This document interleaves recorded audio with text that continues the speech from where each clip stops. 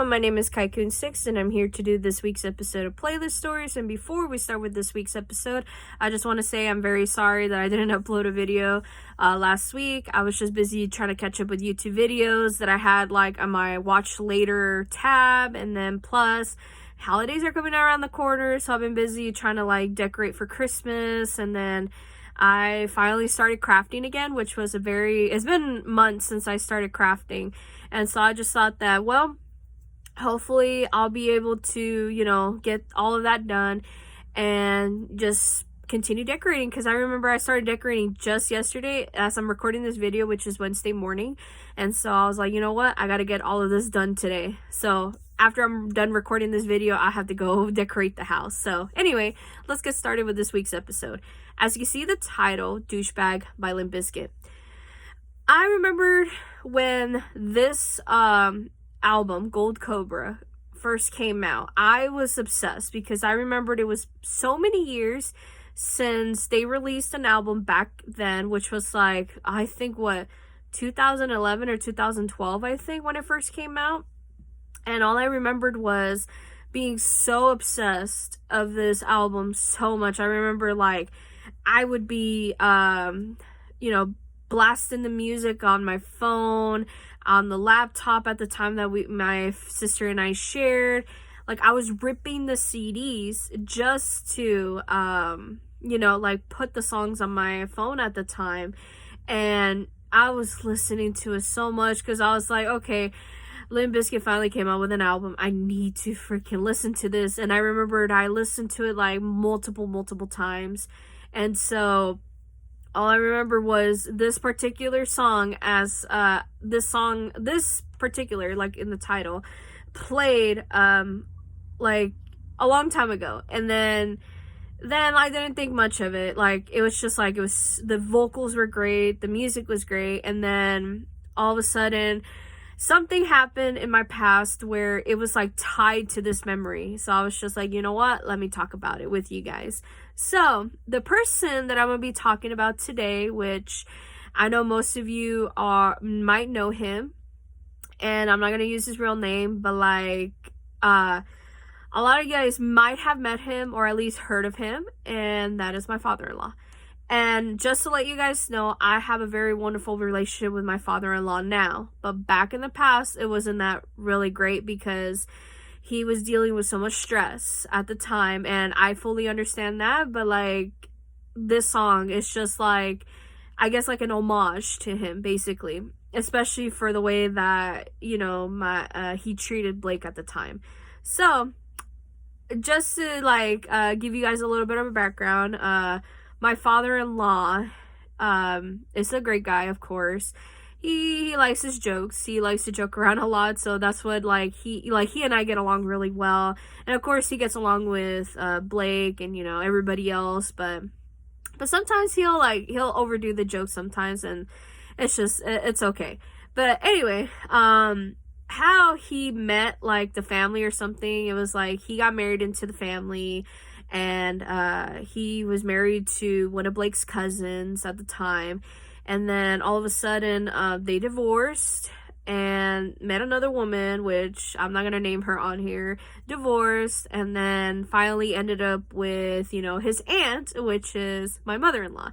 And it's not blood related, I'm telling you, because they were both married into the family. Like, she was married to, like, Blake's dad, and that's how, like, they kind of, like, knew each other, where it was like, yeah, I'm his aunt, and, and this and that. And then after a while, they decided to start dating at the time, and then eventually got married, and then they stayed happily married. So, there you go. That's a little bit background on my father-in-law. And he grew up in Kilgore, which is, like, not too far from here. Maybe it's, like, about a 50-minute drive from here, but who knows. But anyway, I've only been there once, and it was kind of like a very touching memory for me, because after I came, like, when I first heard about, like, my dad passing away back in July of 2020, like, they decided to take this trip to Kilgore, and it was just a beautiful small town over there. Well, it became like a small city, kind of like Quinlan now, but it's up there, and it's really nice. and we went to like so many attraction places and stuff, so it was just really nice. So anyway, let me get on to the memory. It was not a very fond memory, of course, and because supposedly the lyrics of the song describe my father-in-law at the time very well. And so, if you ever get the chance to listen to the song, or at least, Google the lyrics and stuff, you're gonna see why, I guess, what happened. Well, all I know is that throughout when, my father-in-law came into the picture to become, like everyone's stepdad, and nobody really thought of him as a stepdad. They've only seen him as a cousin. And so, it was very hard to get that mindset going. And so I was like, okay, well, maybe he wasn't that much of a bad guy, like I'm going to give everybody the benefit of the doubt. And so, which I did. And when I first started living with Blake's family in the double wide, it was sort of okay. Like we introduced each other.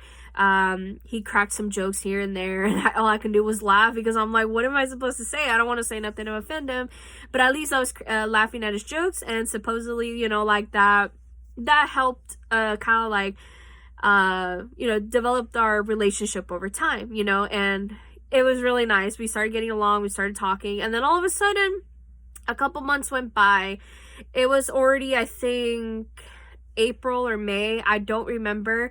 But all I remembered was it was like a week or so before Blake and I, we were going to go to California to go live with my family and to go see my sister graduate from high school. But all I remembered was a week before that, there was this little incident that happened. And like, I remember I got emotional just thinking about it just the other time. And I still am a little bit emotional. So excuse me if I start tearing up or whatever, just ignore me for that. But all I remember was it was the first time that I've seen Blake cry, and it was like the like crying out of frustration. And so what happened was, it was a normal day for all of us. Like Blake and I, we were applying for jobs like we were doing, and then we were doing our chores. I guess we were kind of like, I think it was like cleaning the kitchen and all that. And I remember Blake wanted to take a break, but before he wanted to take a break, he took out the stuff to make a cake. Like he had all this stuff laid out, and it was supposed to be like a Mother's Day cake because he had no money whatsoever. And for me, I was low on money, and I was trying to save up for something. I don't remember, but I know it's like before my knowledge of saving up my money for tickets just to go to back to California to live with my family. And so I decided, like, I don't have the money for it. And he was like, okay, well then let's just go make a cake. And then after that, we went to his bedroom to relax. He was playing on the 360. And then a few minutes later, we heard somebody coming out of someone's bedroom. And I believe that was my father-in-law and my mother-in-law. And so they were like discussing something in the kitchen. We couldn't hear what they were saying because the TV was blaring up loud, so we barely heard any voices. And so something happened, and then they just went back to their bedrooms. And so a few minutes went by. Blake was like, you know what, I'm done with my break, I'm gonna go make that cake now. And I was like, all right, cool. And so we went to the kitchen. Well, he went first. Then I heard him being frustrated, and he was just like, what the fuck? What happened? Where is the stuff to go make the cake? And I was like, is it not on the counter? And I just remember coming out of the bedroom, and as soon as he was going to answer me, he said, no, you clearly see that it's not there. And I was like, oh yeah, it's not there. So we were looking for the stuff, for wherever the stuff was. We couldn't find it. Like, it was very well hidden, and we had no idea where the stuff was. And so I remember my husband being so freaking pissed off and just wanted to, I guess, like, be frustrated or something. And so he went to like his mom's bedroom, knocked on the door, went in there, started arguing. I remember just being in the kitchen like, okay, well, what should I do? Should I look for the stuff? And so I decided to find the stuff while they were arguing in the bedroom. And then all I heard was just so many, let's just say they were not nice words. They really weren't. And so a few minutes later, he rushed out, And I saw him crying of frustration, and I was just like, oh boy, what's going on, you know? So I went to go follow him into the bedroom, and then he was like really frustrated. He started crying, and so I remembered me holding him or like hugging him, and I was just like, what's going on? And so he was telling me that, my father-in-law put away the stuff for the ingredients for the cake because he thinks that my mom don't deserve one. And I was like, what the fuck? That's just so messed up. And so I just remembered just him crying after that. And then I was like, you know what? Let's see if we can make that cake later or something, or find it. He's like, no, I think he threw away all the stuff to make it so that way my mom will get a cake. And she says she's been craving a cake for a while, and so now my father-in-law has to go and get the stuff to make it again or something like that. And so I was just like, it's okay, let's just not worry about it. And then like throughout that whole day, it was just not that pleasant. Like, we had a very horrible dinner together. Like, everybody refused to start talking to each other, especially like my mother-in-law and me. We were trying to talk to see if we could have them open up. They did not want to, so we're like, okay. So we had an awkward dinner, and then the next day, we had a horrible breakfast even more because of the fact that everybody was home. Like, my brother-in-law was home, my sister-in-law was home with her kids and her husband. So we were feeding everybody in the breakfast, and everybody was arguing like they always do. They're always talking about like jobs this, jobs that, and I don't know what else, but it was just so messed up. And it kind of like ruined our appetite. And so Blake tried to avoid as much as he could with my father-in-law. And so he kind of like just decided like, I'm just gonna wait till he leaves so I can have like basically properly eat, basically, because he would sometimes skip meals on purpose just to go avoid having confrontations with his stepdad. And so I did the same thing, but we did have like snacks and some other stuff in our bedroom so we could have something in our stomachs, so that way we don't really like starve ourselves to death, basically. And so as soon as it was like Sunday night, he had to go to work because he had to report first thing in the morning in there. On top of that, he always had early loads to fulfill, which is like, because like his previous job used to be a truck driver, but now he's a dispatcher. And so he had to report really early in the morning just to go, do his job. And so in order to kind of like save time and money and some other stuff, and on top of that, they only had one vehicle at the time. So so my mother-in-law decided to drive him to and from work with this vehicle that they had. And so by the time it was like Sunday night, or almost Sunday night for sure, because he really needed to go work early, and he was already frustrated with his boss. I think his name was Billy at the time, and so he had to report first thing in the morning, basically. Anyway, so so Blake and I, we kind of went out of the bedroom and was just like, you know what, should we make like your mom Mother's Day dinner, even though Mother's Day was just yesterday? And he was like, yeah, let's go make a dinner for her. So we ended up making her something. It was like one of her favorite dishes, I think.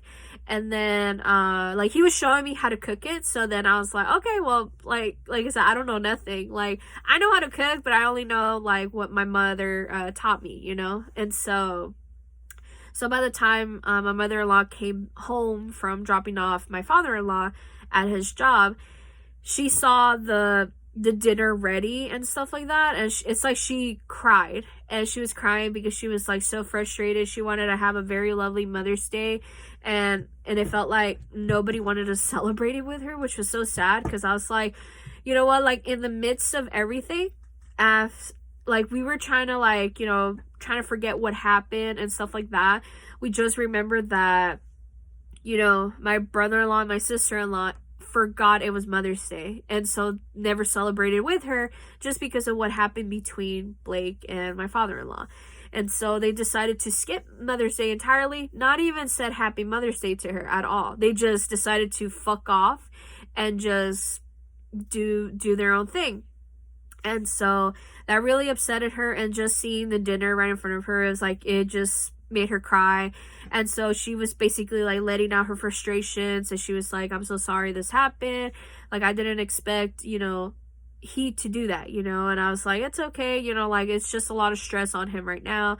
And so after that, we had a lovely dinner. We started talking to each other. And then after that, we just went to bed. Like, we were just, you know, doing like our usual thing, like we usually do, is just eat dinner, then go to bed, and then maybe stay up a little bit just to go watch TV or play video games or something. And then after that, we're good.